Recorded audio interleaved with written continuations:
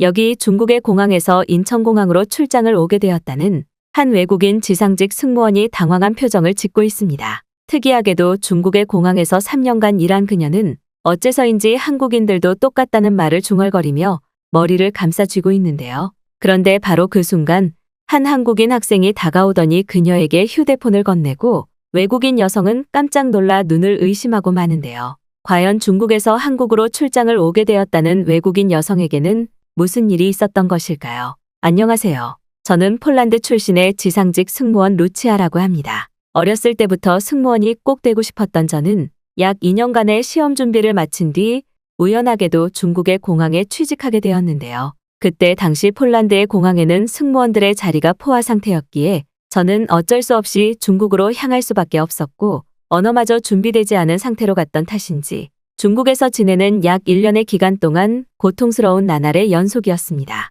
공항을 찾아오는 중국인들은 엄청난 냄새와 함께 제대로 씻지 않아서 여권마저 더러운 경우가 상당히 많았고 제가 외국인이어서 그런 것인지 몇몇 중국인 남성들은 좋지 못한 눈빛과 언어를 건네며 저를 당황하게 만들기도 했는데요. 중국에 오기 직전까지만 해도 아시아에서는 그래도 나라의 인구가 제일 크고 많으니 선진국이 맞겠지라는 생각을 가지고 있었는데 충격적이게도 중국은 제가 겪은 그 어떤 나라들보다 후진국에 가까웠고 특히나 아무런 기술 없이 오직 사람의 인력으로만 운영되고 있는 중국의 공항은 왜 이렇게 미련한 방법으로 일을 하는 걸까라는 생각마저 들 정도였습니다. 그런데 어느 날 저와 가장 친했던 한 폴란드 승무원 동료가 자신이 인천공항에 새롭게 취직하게 되었다면서 저에게도 한국 공항으로의 이직을 권유했고 저는 깊은 고민에 빠졌는데요. 사실 한국에 대해서 제대로 알지 못했던 저는 한국도 중국과 비슷하지 않을까라는 생각이 앞섰고 중국이 그래도 아시아에서는 선진국이라는데 한국은 이러한 더럽고 후진국처럼 보이는 중국보다 더 살기 힘들면 어떻게 해야 될까라는 생각이 들었습니다. 하지만 약 2개월 뒤 저는 중국에서의 불쾌한 생활을 참지 못하고 결국 사직서를 제출했고 운이 좋게도 곧바로 한국 인천공항에서의 지상직 인턴 기회를 얻게 되었는데요. 그런데 한국으로 도착하기 직전까지만 해도 깊은 고민이 많았던 저는 인천공항에 도착하자마자 눈앞에 펼쳐진 광경에 그만 할 말을 잃고 말았습니다. 어째서인지 한국의 인천공항은 중국이나 폴란드의 공항과는 비교조차 되지 않을 정도로 엄청나게 깨끗한 것은 물론 특히나 모든 입국 심사 기술들이 무인과 디지털로 이루어져 있어서 이곳에서 일하는 승무원들이 너무나 부러울 정도였는데요. 후진국이고 가난한 나라라고 생각했던 한국은 실제로는 중국보다 훨씬 쾌적하고 부유한 나라처럼 보였고 그에 대한 증거로 한국의 인천공항에는 부자처럼 보이는 한국인들은 물론 선진국 한국으로 관광을 온 외국인 승객들도 굉장히 많이 보였습니다. 중국의 공항에서는 관광을 온 외국인을 거의 보기 힘든 것은 물론 항상 공항에 노숙자들이 자리를 잡고 있어서 관광객들이 중국인들을 피하는 현상마저 심각했는데 한국의 인천공항에서는 이러한 후진국다운 모습을 전혀 볼 수가 없었죠. 특히나 더욱 충격적이었던 것은 인천공항 내부로 들어가 업무에 대한 인수인계를 받을 때였습니다. 놀랍게도 한국은 대부분의 지상직 업무들이 디지털로 운영이 되고 있었고 심지어는 여권 검사와 승객의 치안에 대한 검사까지 전부 단 하나의 디지털 작업으로 완료할 수 있었는데요. 실제로 아직 중국에서는 관광객들의 여권 검사에 1시간 이상을 소비할 정도로 너무나 느린 운영 시스템을 보이고 있는데 인천공항은 단 한 명의 지상직 승무원이 무려 1시간에 50명 이상의 여권 검사가 가능했고 심지어 이미 한국인들은 이러한 디지털 여권 검사가 익숙한지 저의 도움 없이도 알아서 여권 검사를 무인으로 진행하시더군요. 저는 너무 깜짝 놀라서 옆에 있던 한국인 직원분에게 인천공항이 언제부터 이런 디지털 시스템이었냐면서 질문을 건네고 말았고 돌아온 대답은 더욱 믿을 수가 없었습니다. 인천공항은 무려 10년이 넘는 시간 전부터 이러한 디지털 시스템이 운영되고 있었다는 한국인 직원분의 말은 제가 그동안 한국이라는 나라에 대해서 너무나 모르고 있었다는 자괴감마저 들게 만들었는데요. 한국으로 관광을 오는 외국인들도 중국의 공항과 달리 부유한 나라나 치안이 좋은 나라에서 오는 관광객들이 꽤 많이 보였고 그래서 그런지 인천공항 내부는 항상 밝은 외국인 관광객들의 웃음소리로 가득했습니다. 저는 곧바로 중국에 있던 외국인 승무원 동료에게 제가 근무하고 있는 인천공항 곳곳의 사진과 동영상을 보내주며 빨리 한국으로 이직하라는 메시지를 전했고 저와 함께 중국 공항에서 일했던 외국인 동료들 또한 한국의 공항 모습을 보고는 어떻게 저런 말도 안 되는 편리한 선진국이 있었냐면서 다소 당황하는 반응을 보이더군요. 하지만 한국에서의 선진국 기술에 대한 놀라움은 여기서 끝나지 않았습니다. 처음 업무지에 배정받고 점심시간을 맞이한 저는 약 한 달간 저와 함께 지내며 인수인계를 도와주시는 지상직 승무원 혜영 씨의 가이드를 통해 인천공항 직원 휴게실을 소개받았고 그 내부로 들어간 순간 너무 놀라서 헉하는 소리를 내고 말았는데요. 그곳에는 단순한 직원의 휴게실이라고는 생각할 수 없을 정도로 크고 쾌적한 안마 의자와 침대가 수십 개나 설치되어 있었고 특히나 직원 휴게실 내부에서 샤워와 운동까지 가능한 헬스장이 존재한다는 사실은 아무런 편의시설이 없는 중국의 공항에서 근무를 해오던 저에게는 천국 그 자체였습니다. 또한 실제로 아직 중국의 공항 근무지에서는 직원을 위한 휴게실이나 시설물이 아예 없어서 대부분의 직원들은 점심시간이 되어도 밥을 먹지 않고 계속해서 일을 하거나 아예 추운 공항 밖으로 나가 길거리 구석에서 밥을 먹는 경우가 상당히 많아서 힘들었는데 선진국 한국에서는 이러한 문제를 겪을 필요가 없었기 때문입니다. 저는 혜영 씨에게 중국 공항에서 일할 때에 힘들고 서러웠던 순간들을 말해주었고 혜영 씨는 제 말을 듣더니 중국의 공항이 그렇게나 기술 없이 허술하게 운영되고 있는 줄은 몰랐다면서 오히려 역으로 놀라는 반응을 보이더군요.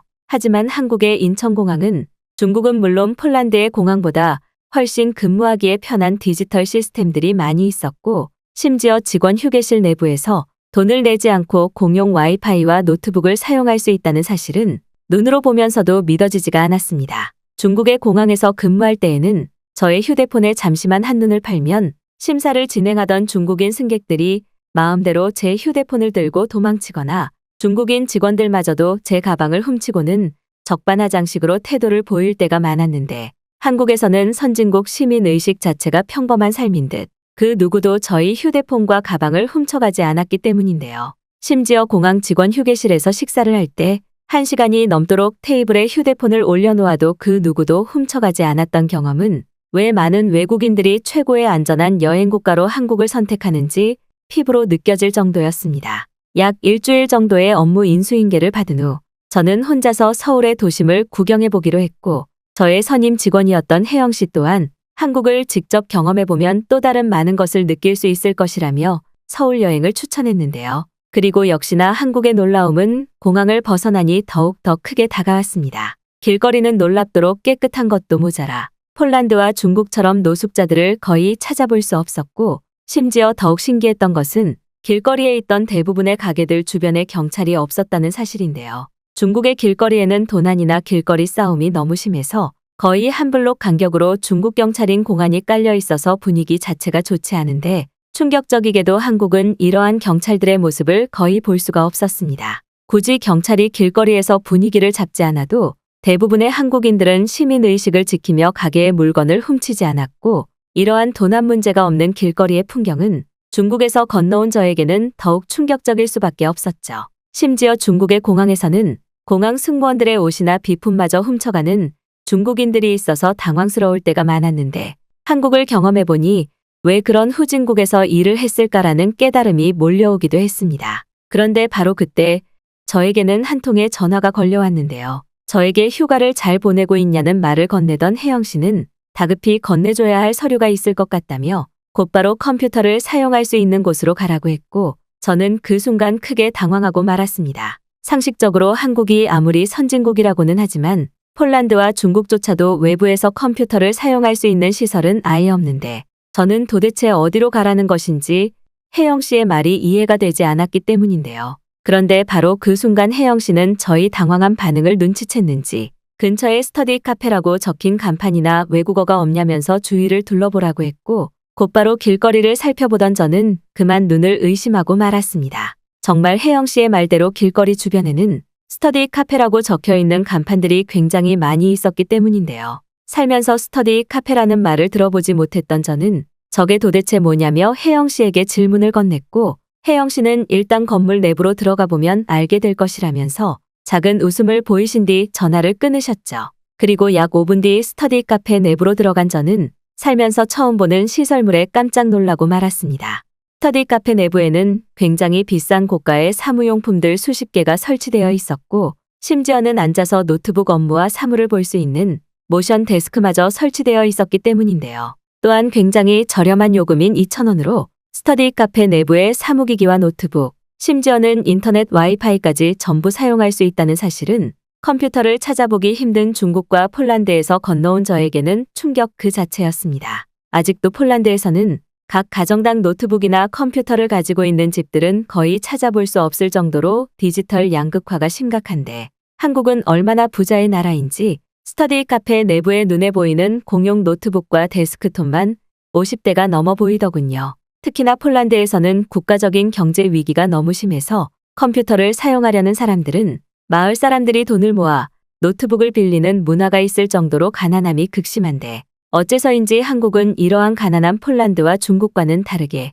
노트북이 대중화되어 있는 듯 보였습니다. 스터디 카페 내부에는 수십 대의 노트북은 물론 조용히 앉아서 공부를 할 수 있는 모션 데스크까지 제공되고 있었고 책상 한쪽에는 전기를 사용할 수 있는 콘센트까지 갖춰져 있어서 너무나 편리했는데요. 그야말로 가난한 나라인 폴란드와 중국을 경험했던 저에게 한국의 스터디 카페는 최선진국의 면모를 피부로 느낄 수 있는 기회였고 놀랍게도 스터디 카페 내부의 비싼 전자기기들을 훔쳐가려는 사람이 단 한 명도 보이지 않았다는 사실은 이루 말할 수 없는 놀라움이었습니다. 저는 곧바로 혜영 씨에게 전화를 걸어 이렇게 부유한 나라처럼 느껴지는 시설물은 처음이라며 당황하는 반응을 보였고 혜영 씨는 고작 스터디 카페로 뭘 그렇게 놀라냐면서 저에게 문서를 보내야 하는 메일 주소를 알려주셨죠. 만약 폴란드나 중국이었으면 컴퓨터는 사용하지도 못해서 아무런 문서 작업을 하지 못했을 텐데 한국의 길거리에는 이러한 업무를 볼 수 있는 스터디 카페가 다수 운영되고 있어서 너무나 편리했고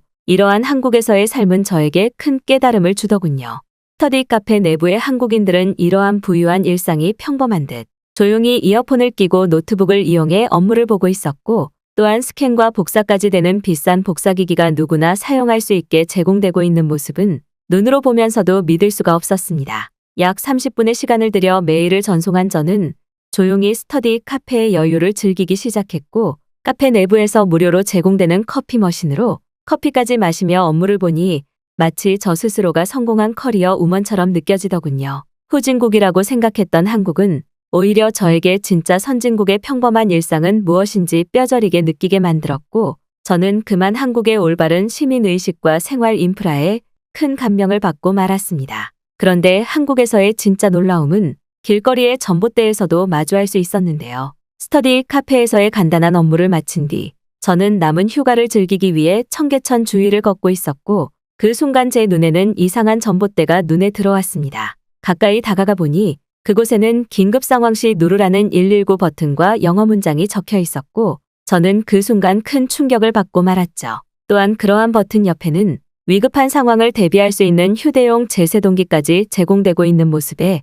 이러한 도심 인프라가 진짜 선진국이구나라는 허무함이 몰려왔습니다. 실제로 제가 중국 공항에서 근무할 때 동료 한 명이 심장의 증상으로 위험했던 적이 있었는데 그때 당시 중국 공항에는 아무런 의료 인프라가 없었고 결국 동료는 허무하게 큰 후유증이 남는 피해를 입고 말았기 때문인데요. 하지만 한국에서는 길거리를 걸어가다가도 이러한 의료 인프라를 사용할 수 있게 도심 곳곳에 긴급 버튼과 휴대용 제세동기가 제공되고 있었고 저는 이러한 물품들이 아무런 도난 피해 없이 길거리에서 존재한다는 그 사실 자체만으로도 눈으로 보면서 믿을 수가 없었습니다. 일반적으로 폴란드에서는 긴급 의료팀이나 구조대를 부르면 가정이 무너진다는 말이 있을 정도로 의료비 지출이 심각한데 한국은 누구나 편하게 구조대와 병원을 이용할 수 있으면서도 도심 의료 인프라까지 운영되고 있는 모습은 이제 그만 한국으로 완전한 이민을 와야겠다는 결심이 서게 만들어주었죠. 중국의 공항에서 근무를 할 때에는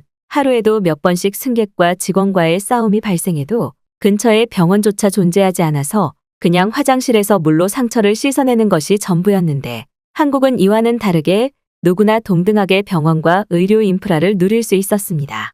처음에는 한국의 공항에서 경력을 채우고 폴란드로 돌아갈 예정이었던 저는 곧바로 혜영 씨에게 제가 겪었던 일을 말씀드리며 선진국 한국으로의 장기 이민을 해보고 싶다고 했고 제 말을 들은 혜영 씨는 잘 생각했다며 곧바로 본사에 저희 의견을 전달해 놓겠다고 하더군요. 그 후 한국에서 짧은 일자리 이민을 시작으로 약 1년째 인천공항에서 지상직 승무원으로 일을 하고 있는 저는 요즘 매일 행복한 나날을 보내고 있습니다. 쾌적한 지하철과 시민의식이 갖추어진 한국인들. 중국과 폴란드에서는 거주할 때 느끼지 못하던 평범하고도 대단한 선진국 한국에서의 삶에 저는 오늘도 너무나 감사한 마음으로 한국을 찾아주는 외국인 관광객분들과 한국인분들을 위하여 노력하는 삶을 살고 있어요.